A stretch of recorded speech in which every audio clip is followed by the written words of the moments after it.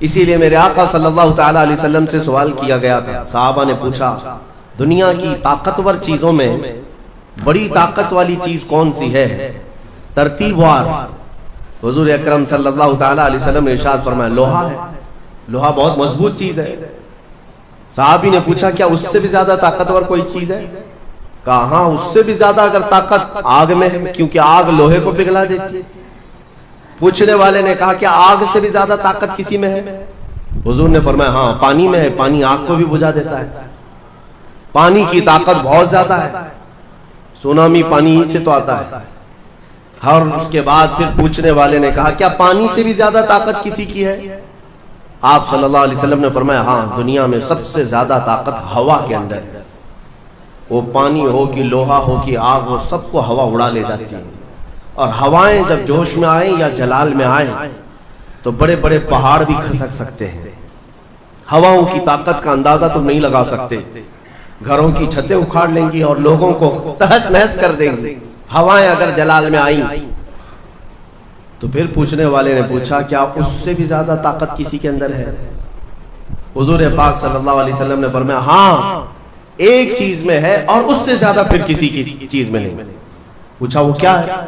میرے آقا صلی اللہ علیہ وسلم فرماتے ہیں اس ہاتھ میں ہوا سے زیادہ طاقت ہے جو اللہ کی راہ میں عطا کیا تو دوسرے ہاتھ کو خبر نہ ہو۔ یہ اخلاص والا ہاتھ، اخلاص والا ہاتھ کہ اسے خود خبر نہ ہوئی ہو کہ اس نے اللہ کی راہ میں دیا ہے تو کتنا دیا، کیسے دیا۔ میرے عزیزو یہ اس کو اخلاص کہتے ہیں، یہ خالص اللہ کے لیے دیا، خالص اللہ کے لیے دیا، اس کی طاقت بہت زیادہ ہے۔ اب آپ کو میں وہ نکتہ بھی سمجھا دوں، اولیاء اکرام کی کرامتیں سنتے رہتے ہیں، میاں وہ کیا کھا کر کے اتنی طاقت بنائے تھے۔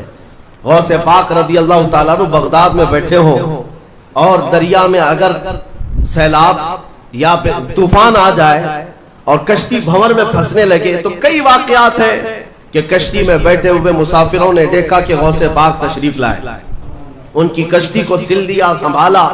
جن کشتیوں میں پھٹن تھی یا پانی آ رہا تھا، یہ طاقت کیسے، یہ تصرف کیسے ان کے پاس حاصل ہوا؟ کوئی کھانا پانی ایسا ہے دنیا میں جس کو کھانے کے بعد اتنی بڑی طاقت مل جاتی ہے؟ میرے عزیزو یہ اولیاء کاملین کے پاس جو بھی طاقت تھی وہ اخلاص کی طاقت تھی، وہ جو عمل کرتے تھے وہ خالص اللہ کے لیے کرتے تھے، خالص اللہ کے لیے، اور وہ اپنے آپ کو تک فنا کر چکے ہوتے اللہ رب العزت کی بارگاہ میں۔ اسی لیے میرے عزیزوں ان طاقتوں کے سامنے دنیا کی کوئی طاقت ٹک نہیں پاتی، اخلاص کی طاقت۔